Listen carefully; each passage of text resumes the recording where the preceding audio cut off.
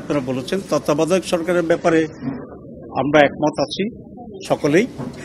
আর এটা তো অরিজিনালি বাংলাদেশ জামাত ইসলামীর এই প্রস্তাব ছিল বাংলাদেশে প্রথম 1982 সালেই আমাদের তৎকালীন ভারপ্রাপ্ত আমির জনাব আব্বাস আলী খান সাহেব সাংবাদিক সম্মেলন করে এই তত্ত্বাবধায়ক সিস্টেমের কথা প্রপোজ করেছিলেন এবং এটা প্রণীত করেছিলেন আমাদের অধ্যাপক গোলাম আজম মহোদয়। তখন ইনি আমাদের আমিরে জামাত ছিলেন।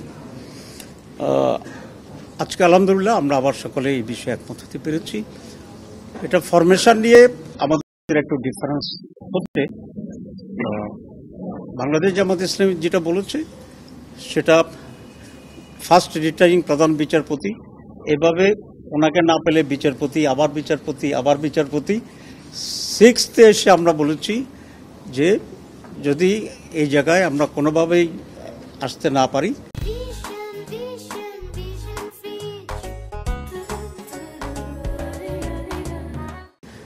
তাহলে প্রেসিডেন্ট সকল রাজনৈতিক দলগুলো যেগুলো পার্লামেন্টকে রিপ্রেজেন্ট করে বা এই নির্বাচনের পরে যেটা করবে তাদের সমন্বয়ে আলোচনার মাধ্যমে একজন ব্যক্তিকে প্রধান উপদেষ্টা করা হবে, যেটা আমরা 91-এ শাহাবুদ্দিন সাহেবকে আমরা সেভাবে সিলেক্ট করেছিলাম।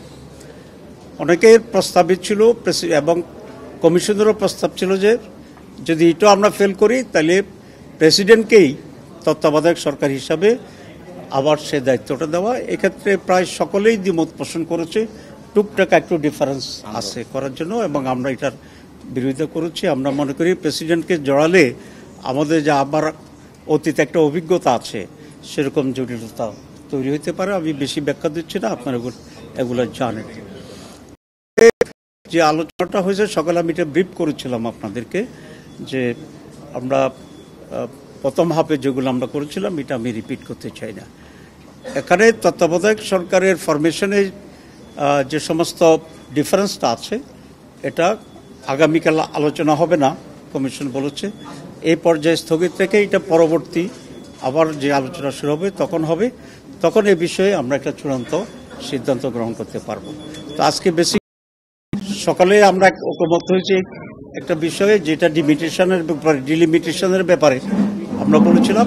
আর এখানে তত্ত্বাবধায়ক আবার ফিরে আসবে এটা ব্যাপারে আমরা সব একমত হয়েছি এবং সুপ্রিম কোর্টেও এই বিষয়ে একটা মামলা আছে, এটা রায় হয়ে যাবে এবং আমরা করি এটা পজিটিভ হবে। আপনাদের সবাইকে ধন্যবাদ।